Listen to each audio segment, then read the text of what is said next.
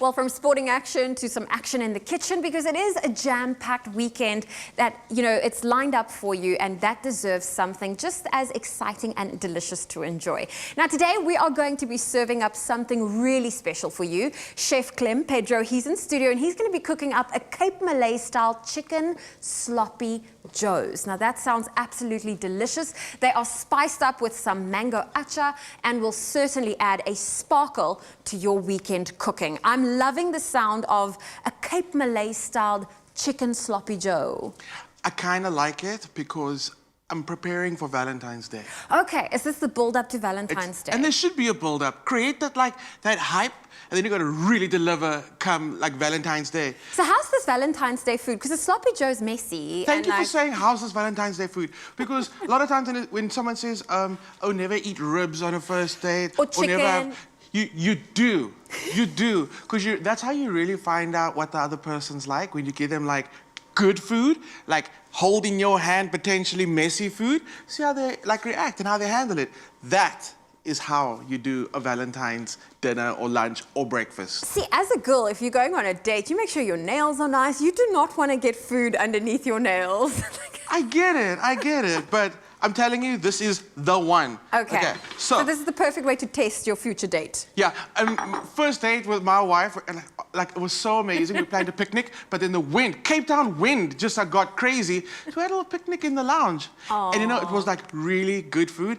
And then after literally we finished lunch, I knew I was gonna marry her. It was done. It was done already. Okay, so, well, hopefully this is the meal that will help you this weekend. This is gonna help you, okay. To figure out if that is your person. Yes, chicken mince instead of beef mince. And I love chicken mince. I feel like it's so underutilized. I've never cooked chicken mince, to be honest. I think mince, I go to beef. Okay, exactly. Chicken mince. Try it. It is so good. So get your pan nice and hot. What we're going to do is, same thing like the normal mince that we cook. We don't break it up too much, and we cook it like a steak. That's how you get that nice char on your mince, which is very important. Didn't we do that this week? You did. We did, yeah. Nice. So get it in your pan. Let it really sizzle and sear. Turn the heat up on this one. Get it nice and hot. So you see, I'm guilty of actually putting my mince through a colander and then rinsing it and it almost become mushy. Is that wrong? I was always told you must wash your mince. Please answer me. Is that wrong? I feel like we should just stop this right here. No. I'm gonna stop this so you can elaborate. you rinse your mince. Yes, like a rice strainer. Put the mince in there. Is that? I thought you had to wash your mince before. They say it's the worst thing to do on TV is to not talk and just be silent. But I have no words. Zoe! No, okay, never, ever do that. No, okay, no. But you know what? Thank you for being honest and very open. Embarrassed. This is a safe space, so we can talk about things like this. Okay, you never have to ever rinse your mince, ever. Under no circumstances. Okay, so it can go straight from the packaging into the pan. Into the pan. Into the pan. Okay, I'm taking that visual out of my head right now. We're back to the recipe. You never have to. So why do you actually rinse it? Just so I know, so I can maybe find it where it comes from? Sometimes I see a little bit of blood. Okay. But that's with beef mince. And it's meat. It's meat, so it's going to be normal. Okay. So what you would normally do is just take the actual dish and just the excess blood, just pour it out. Okay. That's perfectly fine. And then what you can also do is just pop it in the fridge. The fridge is a dehydrator. Okay. So if your mince seems a little too wet, take the plastic off, leave it in the fridge, and it'll actually just dry out your mince. And you want to dry out slightly. That's going to give you serious crust. Okay.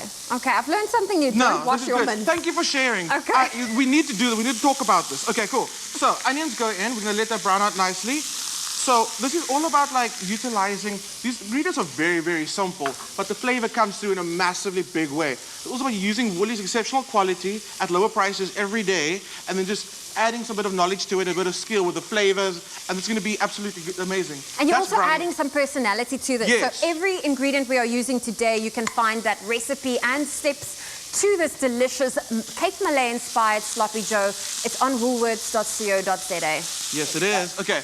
I'm going to keep on going on to this now. I'm going to ask you to make the pickles. So okay. Pickles are absolutely amazing. They're great with curries. They're great with any sweet food as well, because there's that level of sourness, bitterness, and then that sweet flavor. They just balance out so well. So I've got some red onion for you. Okay. And then I've got red wine vinegar, lime juice. You can put it all together. And then I'll take this also along. So this, we're gonna use a little Mediterranean cucumber. And you can thinly slice it. Obviously, thinly slicing it means it's gonna pickle quite quickly. Okay. If you wanna do like nice chunks of cucumber, you can do that as well. So actually, there's no rule with this one. Do however you wanna do it. Like that. Thinly sliced. Perfect. So you could make this a day in advance, but obviously, if you don't have time for it, you're doing it like on the fly, which this is a recipe is amazing for because it comes together so quickly. It just needs about 5 minutes to start taking on flavor of that pickle. Okay, how you doing? Doing good. I'm losing a few off the board. You know what? That's fine. That's okay. That's okay. We won't look and focus on those. No, we so I won't. can add it to our mixture already. You can. There I'm we going to go. borrow the spoons along. I'm going to hit it now. The first level of flavor is going to come from the atchar. And you can use the mild or you can use the ultra spicy. Like a nice spicy atchar would be so amazing with this. Getting it in there. And be generous with it because besides the flavor, it's also adding texture with all the bits that are inside that atchar, which is really, really amazing. There we So go. get it in there. I'm just going to give this a little bit of a... That looks very, very, very good. I'm very happy with that. And how long would you let this like pickle? Okay, overnight is Overnight, best, best. but again, if you're in a rush, just give it like a few minutes and you'll get some nice flavor coming out of that. So there's a lot of flavor in the oil that you have with atchar. So that's going to also go into the chicken. It's going to season it to become so delicious. We'll pop this over here.